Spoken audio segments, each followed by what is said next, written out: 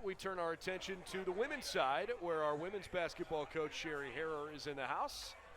And she's making her way up here as well. Boy, it sure is a fun time to be a Yellow Jacket ladies fan on the basketball side, as those young ladies have had an unbelievable season. Looking forward to visiting with Coach Harrer in just a moment. Ready to rock? Ready to rock. Let's do it. Great to see you. Great to see you too. How are you?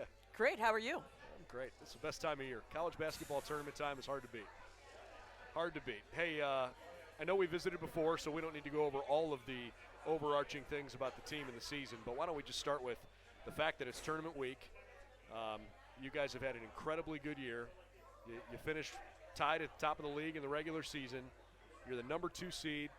You've gotten a ton of national attention for a young team that I know you've told me a few times is still catching its groove and trying to keep growing.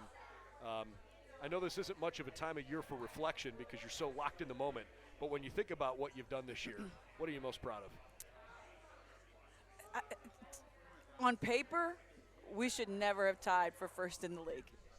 You know, I mean, John Carroll basically has the same team. They're missing one kid from the same team they had 2 years ago when we were 28-2. We have 4 kids who saw any significant playing time from that same team. And for us, with 4 kids versus they're basically a whole squad, to tie with them, that's outstanding for our kids. And I think it speaks a lot to Lily and Megan and Lion and Murray, our seniors, and just the leadership and stuff. I didn't really have very high expectations coming in, and Lily right away was like, nobody thinks we can win. I think we can win. And sure enough, that's what she led us to. And here you are. I'll give you the latest update. Wilmington beat Capital earlier today, so the Quakers are moving on. And late in the third quarter, Muskingum leads Heidelberg by 10, so that game still has about 10 minutes left. We are awfully grateful for your time tonight because you play tomorrow and you don't know who you're playing yet. How difficult is that? Cody does most of our scouts, and we went back and watched our games with those two. You're hoping that them playing a third game in 4 days, and they don't have time to prepare for us either. Sure. Problem is we're probably easier to prepare for than some of those because we're pretty vanilla in what we do. We run motion, we're going to play man-to-man, and we're not going to press, we're not going to, not going to do anything crazy. Yeah. But it is a pretty crazy time of year, and like whoever we play. Now, we played Muskingum just a Saturday ago. Right. So if it's Muskingum, our prep is pretty much the same as it was then. Heidelberg, it's a different story, but Cody's got to work on that, and he's on top of it. He does a great job. We're just talking with Tom Heil on the men's side, if you're watching this interview after the fact. And I was asking him about basically the back end of his roster, right? We give a lot of time and attention to the starters, the main contributors, the guys or the gals that get a lot of minutes. But the strength of a team, especially this time of year, when you're trying to figure out how to win tournament games, it's all the work that players 10 through 20 did on the roster that maybe don't see the floor a whole lot. When you reflect on what that part of your team has meant to this year's group's growth, what comes to mind for you? Those kids, number one, great attitudes. Like, everybody wants to play. Everybody coming into a college program was the best or one of the best players, not only on their team but in their league. Sure. And so it's tough sometimes to have a different role. And our kids we talk all the time about you have to accept your current role while you work for the role that you want. And our kids have been superstars at doing that. And they have we try to get them extra reps by actually having them be scout team and trying to manage some injuries through that stuff too. But they've run all the opponents' offense, defense, those kind of things, and have done it without complaining and do it with great energy. And they show up on game day with great energy, and that's a huge part. I mean, those kids are probably a bigger part of our culture than the top kids, as you were referring to.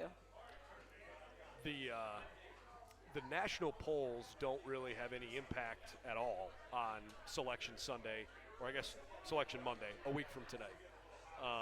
And yet, it's at least a representation of what people think of the state of the game nationally. And the reality is, the region that we compete in is literally unmatched. There's one other, well, I should say there's two other pockets. The league in Wisconsin and basically the league that Tufts and Amherst and Middlebury and Brandeis and whatnot play in. Those are good conferences, and they've proven that over time. But our region is going to get a lot of time and attention from the National Selection Committee because there's going to be a whole bunch of at-large bids given out. I don't know how it's going to shake out, but I certainly would think at 18-4, you guys got a pretty good chance to get in the tournament. Can you speak to the strength of the region and how maybe playing teams like Hope and Trine, let alone just what you see in your own conference, has helped you guys with a young team get ready for this time of year? And I think we talked about it last time about that. Like that's why we play Hope and Trine, so our young kids can see what the bar is. You know, that's where we need to get to, and this is where we are, and how do we get there? And yeah, that's important. Like, yeah, the 4 losses, it's Hope, Trine, and John Carroll twice. And yeah, you could argue that we probably could have won at their place if we shoot more than 45% from the free throw line. But yeah, like you got a Transylvania team that's undefeated. Yeah, right? Yeah. You know, they're in a little different region now, but still, DePaul. Like, what we have to hope is all those teams win their league tournaments. If we don't win our league tournament, and for our freshmen and sophomores, so we have 2 juniors, and if you count Hensel, 7 kids out of our 19 kids are the only ones who even know what an NCAA tournament is, because there was none last year, and then we have the freshmen. Yeah. And I had to explain to them today, it's like, okay, the conference tournament winners, who gets the automatic bid, you know, they have no idea. Yeah.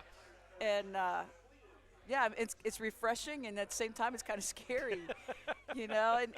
But they'll go as our leaders go, and as, you know, Lily, Scheibel-Hutt, Hensel, Izzy, those guys, if they're rock solid, our young kids, I think, will follow them, and we just need those kids to show up every single night this week and bring it.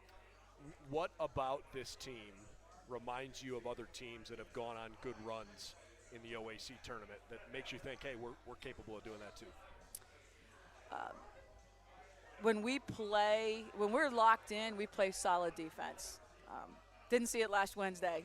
We weren't very locked in there, but when we're locked in, we play good defense, and playing good defense always gives you a chance. And even on the nights when the ball's not falling like you want it to. And so hopefully our defense and our rebounding can be something that we can lock into. And then you have to have somebody that can make a play when you need it in tournament time. And Lily and Scheibel-Hutt has proven that too. And other kids stepping up, Hensel, some people who can make a play when the game's on the line, I think are 2 big things when it comes tournament time. Had a chance to talk with both Jason and with Tom tonight about the environments on game day and just the general support for the programs. We've got a wrestling team that's ranked number 5 in the country right now. They've won 6 out of the last 7 league titles in a league that's very good in wrestling historically. Obviously on the basketball floor, you guys have both seen a lot of success these last few years. It's been a great winter for the Yellow Jackets, and you know, the swim championships were last weekend. Track is coming up this weekend along with wrestling. I wanted to give you a chance to express your gratitude for the support that your program has seen during a time where I think everybody is glad to be around each other again and offering that kind of support. Yeah, that last Wednesday was incredible. That was as loud as we've ever had it, and we had some great crowds 2 years ago when we were 28-2. And we appreciate those guys coming out. Like that really fed our run. Now we couldn't complete it all the way back, but having everybody there, it was a big deal for our kids. Because remember last year there were no fans. Right. So our sophomores again and our freshmen, you know, our freshmen even in the fall, we had 2 home games and both were over breaks. And then all of January we couldn't have fans. So really last Wednesday was about the first time anybody could be there. And so our freshmen and sophomores, that was like mind-blowing for them to have that kind. But it's, yeah, Jacket Nation, man, keep coming out. We love your support, and it does make a difference. Looking forward to seeing a fun week of Yellow Jacket basketball. Congratulations on a great year, and wishing you a very long tournament season here coming up the next couple of weeks. Thanks so much, Brandon. All right, Cheri Harrer from our women's basketball team, ready to rock here. Tournament week coming up. Jackets Tuesday, Thursday, and Saturday. Fingers crossed. Fingers crossed. All right. Thank you. we'll wrap up the show here. Just kind of looking at the week to come. Tuesday's game guaranteed. It would be at 7 o'clock on Tuesday night, either against those Muskingum Muskies or the Heidelberg Student Princes. And the latest score in that game, let's get that for you. It is currently 42-35 Muskingum with about 6.5 minutes left in the game. So we'll see if we're playing the Muskies or the Student Princes on the women's basketball floor. So that's coming up on Tuesday. Again, Thursday, we'll see what happens. But both teams are hoping that they'll have games on Thursday night and the OAC Championship scheduled for Saturday. On Friday,